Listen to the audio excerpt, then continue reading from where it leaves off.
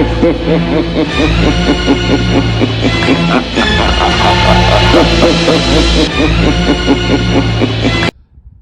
evening, this is Nicholas from Gandora Gaming, and I bring you guys my Mayakashi Zombie World deck profile 2023 on our lovely Halloween night. I think every Halloween I'm going to make a zombie deck profile, and this is no exception.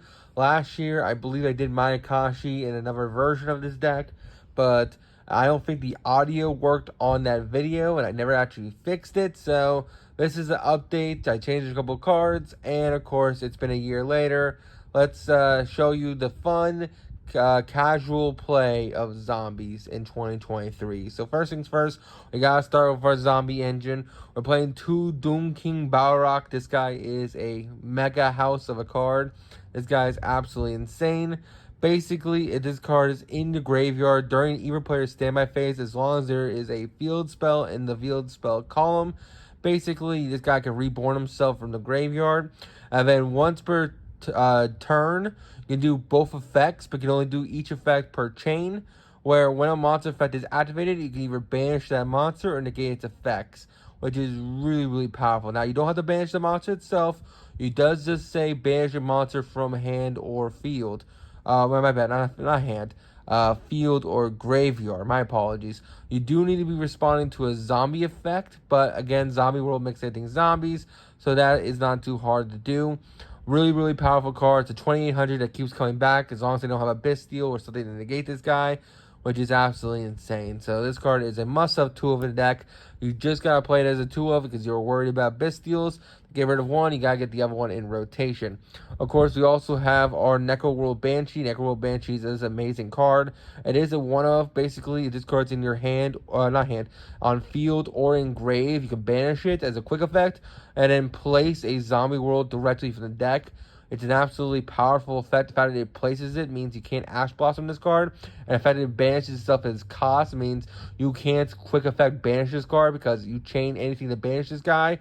It'll just banish itself as a quick effect to avoid it. So Call by the Grave and things like that just don't work on her, which is absolutely insane. We also, of course, play Gozuki. Gozuki is a really good normal summon. There's a lot of good normal summons in this deck, and this is one of the best ones.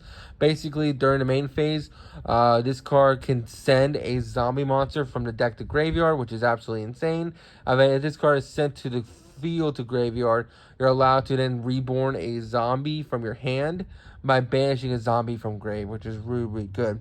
Of course, we're also playing 3 Mezuki. Mezuki is one of the best zombies in the game itself. Banish this card, non-once return. Target a zombie monster in your graveyard and spell someone at target. It's a non-once return. Just an amazing card, and it is a must-have 3-up for all zombie decks going forward. Next, we are playing 3 Unizombie. This is one of the best normal summons in the game. This card is up there with Solding Overraptor, Stratos, and everything else. This card has 2 amazing effects. Both level modulate this guy upwards. So his first effect says, hey, you can target one face-up monster on the field. Discard 1 card and then make that card increase its level. Zombies want to have all their cards engraved, so discarding is not a big deal. Its second effect, what makes this card broken, is that you can send 1 zombie from your deck to graveyard to increase the level of a monster on the field, which is absolutely insane. Basically, this guy is a foolish burial just like Gozuki, but he's also a level 3 tuner who could become a 4, which is absolutely insane. So this guy is a must-have 3-of. Absolutely great card and is a Giga Chad. Next, we have the Soul Absorbing Bone Tower. This is one of our win conditions. Of course, we have Doom King Control and the Zombie Turbo. But Soul Absorbing Bone Tower is one of our win conditions for the simple fact that this card can't be attacked while you have another zombie monster on the field. And then each time a zombie-type monster is supposed to summon successfully, you can send 2 cards from your top of your deck to grave. So basically, this card reads, hey, you're going to mill your opponent out because you're going to keep synchro summoning and link summoning and reborning from grave zombie monsters in order to just deck them out, which is absolutely insane.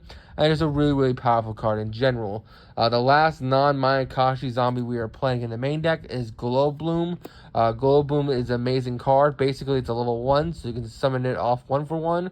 Also, it has the effect where you can banish this, when this card is sent to graveyard, if you control Zombie World on the field, you can banish it Then basically spell summon a level 5 or higher zombie from the deck. So it's going to be Doom King Balrog. But also has the effect if you don't have a zombie world on the field and this card is sent to graveyard, you can just instead add a level 5 or higher zombie from your deck, which is really, really good. Now let's talk about the Mayakashis themselves. We're playing 2 Daki. Daki is an amazing card. Basically, you can only control 1 Daki per turn, and you can only control 1 on field. But basically, once per turn, if a Mayakashi monster is special summoned while this card's in the graveyard, you can just special summon her from the graveyard, which is absolutely insane.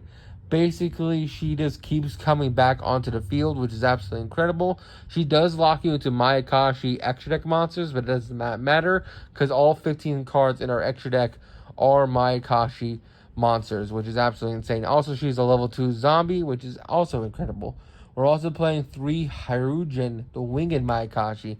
This guy is a beast. He is one of the best cards in the deck. Oh, my bad. That's not him. Where is the other one? There he is.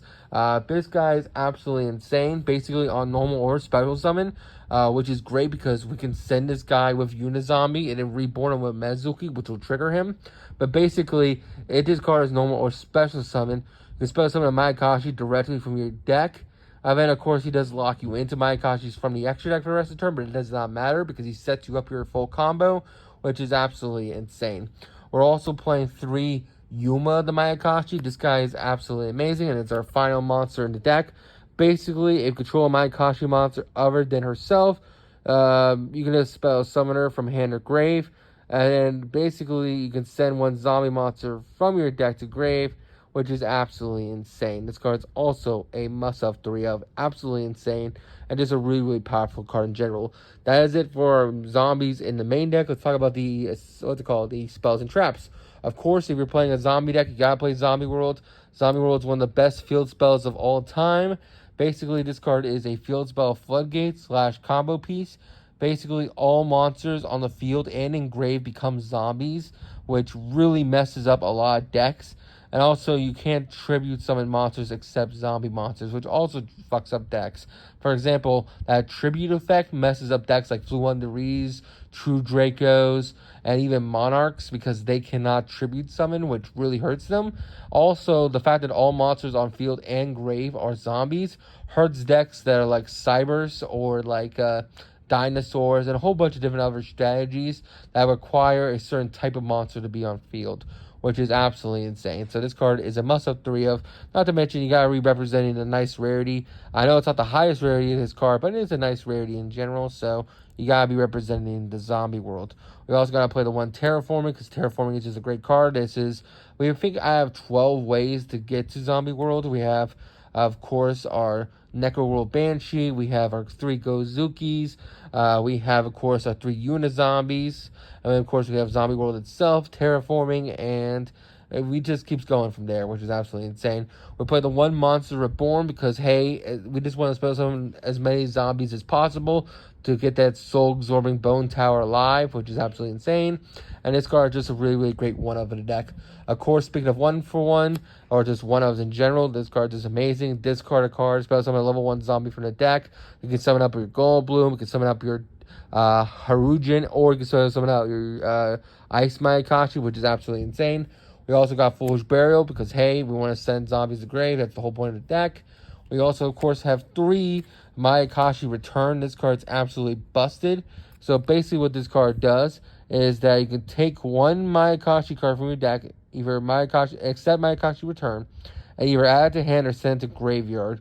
It is a once per turn, which sucks, but it's either Foolish Burial or it's Rhoda for the Mayakashis, which is absolutely insane. So this card's a must-have 3 of. Our final Mayakashi spell that we are playing is Mayakashi Winter. This card's basically a glorified Reborn.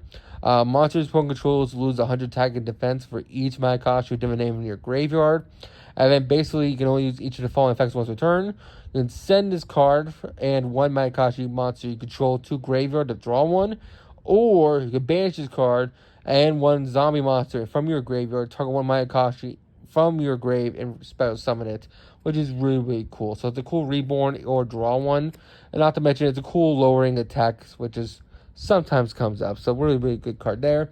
Finally, we're playing one of the best pot cards of all time, that being Pot of Avarice. A lot of decks stopped playing this card, which I think is insane. This is one of the best draw cards of all time. All it requires you to have is 5 monsters in your graveyard. You shuffle them back in the deck, and then you draw 2. Really, really great card, non-once per turn. One of the best cards in the game, and it just hasn't seen play, which is kind of crazy because Tier Elements and a whole bunch of other decks are playing cards. I guess Tier Elements, they always shove themselves back anyway, so I guess it wouldn't be that great in there. But I feel like this deck makes Pot of Avarice insane. You go through your extra deck and your main deck so quickly that this card just reads draw 2, which is absolutely insane.